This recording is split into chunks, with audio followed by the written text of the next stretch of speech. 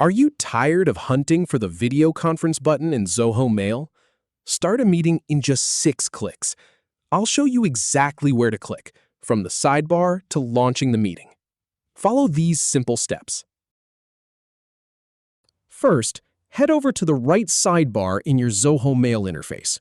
Then, click on the Zoho Meeting icon to open up the meeting options. Now, click on Start a Meeting to begin setting up your session.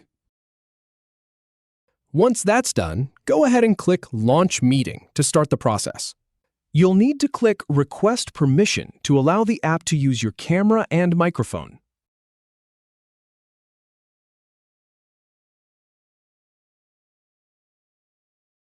Finally, click Continue and wait a moment to enter the meeting.